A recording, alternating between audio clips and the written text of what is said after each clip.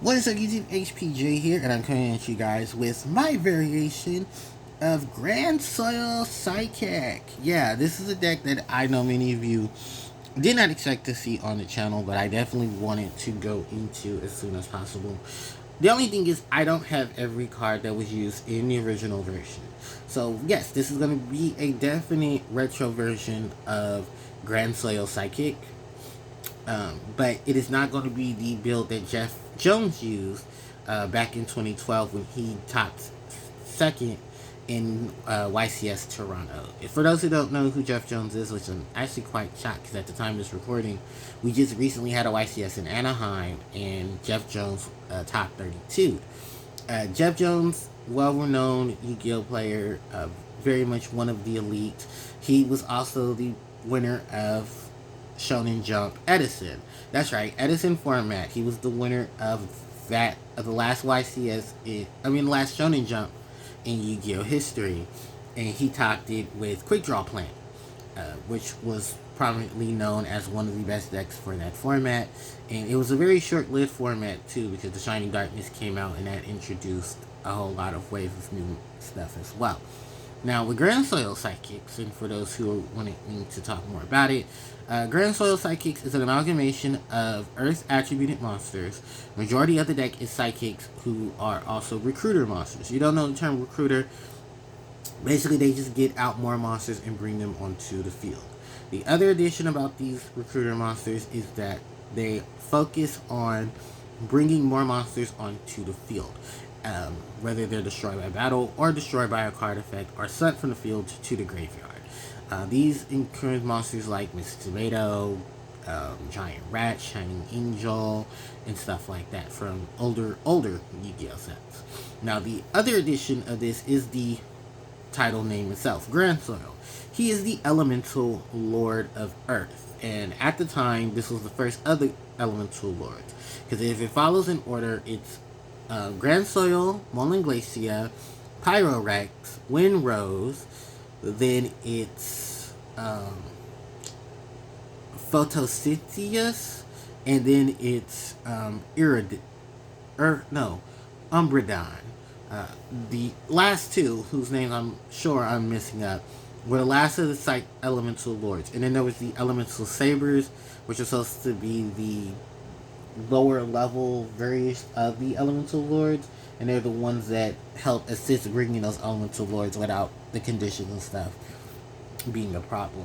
But I've already done a video on the Elemental Lords. You can check that out on my channel. And if you want to check out the more prominent version of Grandsoil Psychics, then Jeff Jones's builds is all over the internet. There's still a video of him being interviewed at the YCS, so you can definitely take a look there. Now, with that in told, I'm going to show you guys my variation of it, which is a little more bastardized, but it still keeps itself going. So, with that in told, let's get through it. So, starting off on my monster lineup, I'm running 3 copies of Grandsoil, the Elemental Lord. This is followed by a wave of Psychic monsters. These are the Serene Psychic Witches. 3 copies, 2 copies of Silent Psychic Wizard, 2 copies of Hush Psychic Cleric. Moving things along to the bottom row, I have 2 copies of Esper Girl, 1 Psychic Junker, 1 Psychic Commander, 1 Giant Rat, 1 Neosation Grandmole, 2 copies of Card Trooper, 2 copies of Maxi, 2 copies of Effect Veiler, and 2 copies of Tragodia. That is it for all of the monsters. I know, it's very bulky, but that's kind of how the deck was intended to be ran. From there, we're going to move into the spell cards. I love the spell cards, because spell cards, it's just as good as the variations of monsters in it. We have 3 copies of Italy, then 2 copies of Miracle Synchro Fusion, 2 copies of Powder Duality, 2 MST, and then the wave of 1-ofs, Dark Hole, Monster Reborn, Heavy Storm, Mind Control, and Pot of Avarice.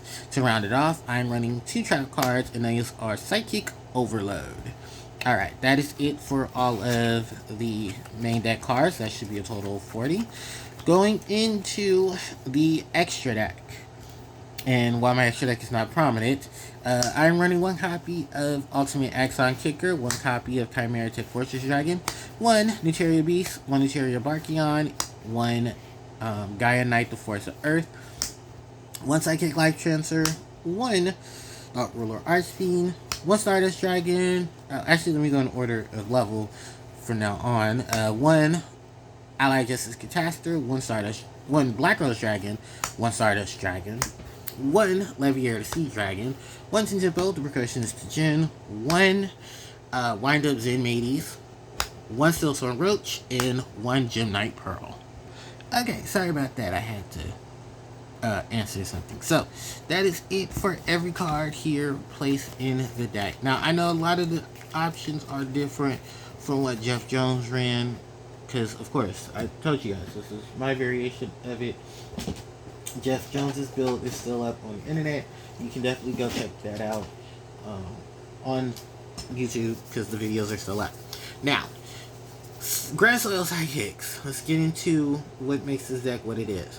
It is an amalgamation of psychic type monsters, using 2 of their iconic boss monsters at this point in time, and those are Ultimate Axon Kicker and Grandsoil the Elemental Lord. So this is when the Elemental Lords start making their appearance, because when everyone saw this deck, this was YCS Toronto 2011. No, 2012. Not 2011, 2012. And a lot of these monsters that you saw in the main deck came from Extreme Victories, which was a set that was released literally a year prior to. And then the Elemental Lords hit the field. And the Elemental Lords, for you guys to know, they're monsters of their respective attributes. Each of their effects are based off of a card that was either forbidden or currently forbidden in the TCG. And these effects, while they're heavy on their abilities, they had to be altered years later because they were very abusable at certain points. Mainly Grandsoil, whose effect is Monster Reborn when summoned. Now, the major kicker of this is that for the Elemental Lords, you need exactly 5 monsters of their respective attribute on the field in order to successfully summon. This is the reason why particular decks played these Elemental Lords when they came out. Primarily, I think the only ones that ever had any legitimate play were Moaning Glacier and Grandsoil. Because, sadly enough, Pyrorex was really bad. Windrose had issues of her own, and that stemmed from Winged Beast in Wind Monsters. Light and Dark didn't come until later, and even then they weren't that relevant, because the only thing that you benefited from them was Light was Regeki and Dark was Sangam. Yeah. So Grandsoil, Moaning Glacier were primarily the most used Elemental Lords, and it's simply due to how their abilities worked, and spamming their abilities at that. It wasn't until they got reworded and they unbanned Grandsoil, so that way Grandsoil could exist with the Elemental Lords. There was also the Elemental Sabers, who were just additional monsters to fit into the Elemental Lords history and stuff. They're okay, but I don't really... Building a deck based off of the Elemental Lords is something I don't suggest. Just, build your attributed version of deck, and then just use your respective monsters and your respective Elemental Lord. So, with that in told, Grandsoil is one of your boss monsters. He's the one for the main deck. While Ultimate Axon Kicker, who came out literally 2 years prior to Grandsoil's release. Ultimate Axon Kicker was in Duelist Revolution. He was part of the wave of fusion monsters who required a synchro monster for their fusion summon. And how they did this fusion summon, because I can move Grandsoil out the way now that we talked about him, was Miracle Synchro Fusion. This is the spell card. It is also from Duelist Revolution. It is a normal spell that basically is polymerization for fusion monsters who need a synchro monster for their fusion summon. So by removing from your field or your graveyard fusion material listed on a fusion monster that lists a synchro monster as fusion material, you can summon a fusion monster from your extra deck. Of course, this is treated as a synchro summon. And if this card is destroyed by your opponent's card effect and sent to the graveyard, you can draw 1 card. For a mediocre Flute Dupe effect, this was still just an easier way to get Axon Kicker onto the field. If you want to be very honest with you, with the amount of things that Psychics had at that point in time, I definitely would have built a different variation of it. Um, just to, I mean, because really it was Miracle Synchro Fusion that, because even Jeff Jones said it himself, he really didn't feel like Ultimate Axon Kicker and Miracle Synchro Fusion setup was really needed. He said later on, like, if he had the chance, he would have built a different variation of it that probably would have just used the newer age Psychics at that time with Grandsoil and then just manipulating things for like a recruiter swap variation of it, which still, even nowadays, seems like a really prominent idea. So, yeah, this is basically just how the things go. And then you got your Axon Kicker. He requires one Psychic type Synchro monster and one Psychic type monster. And his effect was Life Drain, Trample, and if he was sent to the graveyard, you gain. If he sends a monster to the graveyard, then you gain life points equal to the monster he destroyed. Attack. I hope that was understandable enough. So let me read through his effect properly. He can't be destroyed by battle. He can't be destroyed by card effect. And when he battles a monster in defense position, he deals damage to your opponent equal to the difference between them. So piercing damage. Then, if this card is destroyed by an opponent's monster by battle and sends it to the grave, you gain life equal to that monster's attack. Which is really good because you just get a whole bunch of life points, so then you can use and abuse all the other psychic abilities, because we're using 2 generations of psychic type monsters abilities in this deck. So while I get to those now, while we have the time. So the first wave, of course, is all the psychic type monsters from Extreme Victory. These are the monsters who use the ability of being banished or banishing cards to have various effects. One of the most noted is this girl right here at the end, the Esper Girl. Esper Girl's ability is that she is able to, when she special summons for being banished, she sends the top card of your deck face down. Banishes the top card of your deck face down. Then, when she is sent from the field to the grave, then you're able to add that card to your hand. This was prominently the same. This is prominently, to let you know, the same engine of psychic cards that were introduced that ended up part of the whole Mind Master Synchro deck that ended up getting Mind Master banned. Oh, that in like the Gusto stuff as well, because the Gusto Mind Master loop also included some of these psychics as well, and it fueled that whole draw deck essentially wave of support too. It was a very, very strange time in 2011. I'm just going to state that right now, especially with how things panned out. Going into the Generation 4 Synchro Xyz era of the game. So, Serene Psychic Witch, who's here, the pink one at the end, she's the major recruiter of the deck. When she's sent from the field to the graveyard, she can banish any Psychic type monster with an attack of 2,000 or less. And then at the next standby phase, you can special summon the Psychic type monster that she banished. The second monster next to her is Silent Psychic Wizard. When he's normal summoned, you can banish a Psychic type monster in your graveyard, and then when he leaves the field, you can special summon a Psychic type monster that was banished. Her Psychic Cleric is their variation of Summon Monk. When he's normal or flipped, you change him into defense position. Once returned, you can send one card from your hand to the grave to target a Psychic type monster in your graveyard and then banish it. Then this monster is sent from the field to the graveyard. You can target one card that was banished by this monster's effect, and then special summon it. All primarily going into the Esper Girl. That's literally how everything panned out. Was to get the Esper Girl to the field so that she can banish cards and then put them in her hand once she left the field. This is why there was triple E-Tail used with this deck to basically swarm into the field of the monsters who are level 3 or lower to then play around with their abilities and get them onto the field as soon as possible. So once they left the field, then the other cards can come back to the field and then use their abilities. King's the toll of the newer age of psychics. Now, along with the newer age of psychics that were used were some of the older age of psychics. Primarily, the Earth attributed ones, Psychic Commander and Psychic Jumper.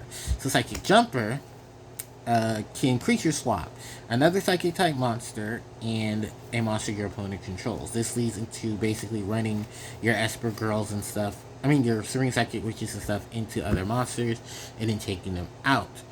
While dealing the damage to your opponent, you're then able to, use their abilities like Serene Psychic Witch, special sending monsters to the grave, to the banish, and then bringing them back the next turn. Esper Girl getting a monster back to the hand, card to the hand, or even has Psychic Cleric and being able to bring a monster that he banished to the field. Now, in addition to that, we have the Psychic Commander, who's also another easy target as well. Because remember, both of these two monsters are Earth attributed tuners, so you can synchro. That also implies the monsters being sent from the field to the graveyard. Wait, hold on. Gotta read this right because this is older Yu-Gi-Oh! Nope, it still works. So, because it might have the you can situation. So, because that's also another factor of Yu-Gi-Oh! That a lot of players hate it. It shouldn't have said you can, because the if and when situation always happens, and then that messes up cards' abilities as well. Thanks, Modern. Thanks, Yu-Gi-Oh! Problem solving attacks. Not really. Killed the entire archetype with it, but yeah, that was the whole gist of it in terms of these monsters, was that the Psychic Jumper helped you switch monsters around. You can crash into them or take them out with monsters like Psychic Commander, and then just be able to recruit a lot of new monsters onto the board, and being able to synchro, Ixie, or get a lot of the other bases together. From there, we have a lot of the one-ofs and a lot of the smaller guys. The Giant Rat, who is supposed to be multiples, allows you to basically bring out more monsters on the field when he's destroyed by battle.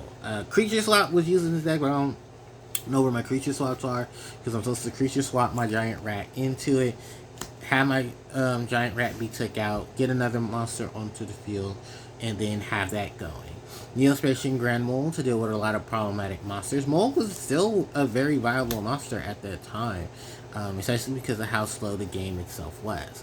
The Card Troopers, while being a beat stick in its own, you're able to use the Card Troopers to fill up your graveyard with Earth monsters, set up enough of them to get Grandsoil onto the field, and if anything, just allow you to draw into monsters. Maxi, of course, as hand trap for all the special summons, in Effect Veiler to negate things. Tragodia, who is the last of the monsters in the main deck, basically here to play as a battle trap as well. If I had Gorse, I'd run Gorse too. I just don't own the Gorse. I know. Isn't that something? Alright, we've already talked about Miracle Synchro Fusion, but now we get to talk about Emergency Teleport, which allows you to special summon a level 3 or lower Psychic type monster from your hand or deck, but is banished during the end phase, which triggers majority of the Psychic type monsters' effects as well, or sets them up for other Psychic type monsters. Then from there, we've already talked about the Miracle Synchro Fusion. Pod Duality was here just to go into the pieces, and then you just use your recruiters on your opponent's turn. MST Heavy Storm for spell and trap removal. Dark Hold for massive monster removal. Monster Reborn to bring stuff back. Mind Control to take opponent's monsters and synchro with them. Pot of Avarice to refuel your recruiters. And here's another one. The Psychic Overload. This was basically just another variation of Pot of Avarice to help you utilize the monsters that were in your grave, thin them out, and then help summon out Grandsoil. So that's it for the main deck. The extra deck, we've already gone over Axon Kicker, but just for a quick through of the others, there were a lot of machine decks around. Most people were citing in Chimera Tech Fortress Dragon to help root the field of the machines, put this guy on the field with some high attack. Beast and Barkion, easy ways to get into them because the deck was all Earth attribute, negate spells, negate traps. An easy target for an Earth monster with Gaia, Psychic Life Transfer because she's Psychic, Thought Ruler Archfiend, a really good level 8 to go into. To clear out the game with the non-dark monsters, you still have cards like Ally Justice Catastor, Lord White with Black Rose. I put the Stardust in here, even though some of these monsters are supposed to be other psychics, like Android in them. I just wanted some filler to be put in, but Stardust was still relevant. Leviair, great way to get the monsters back that were banished. Tempo, to drain some of these Exceeds monsters that you were dealing with, like Zenmaines, who was still a pretty good wall. Still some Roach for some of the heavy hitters. And Gemnite Pearl just as a generic monster, because Fiendish Chain was still a thing. So, with that in total, ladies and gentlemen, that is it in a wrap for my Grandsoil Psychic deck profile. If I was going to honestly tell you, Grandsoil Psychics is a deck of its time, and a deck that is still studied even till this day. So thank you guys so much for watching. I really do appreciate it. If you guys want to see Jeff Jones' build, I'll leave a link to it in the description box. Thank you guys so much for watching. I hope you guys enjoyed the first of the deck profiles for 2025. Don't forget to like, comment, share, and subscribe to the channel, as it helps out tremendously. Hit the notification bell to be informed of when I upload more content to the channel. Social media links are in the description box below. And check out the playlist and previous video for more content. Thanks everyone for watching. HPJ signing out. Take care.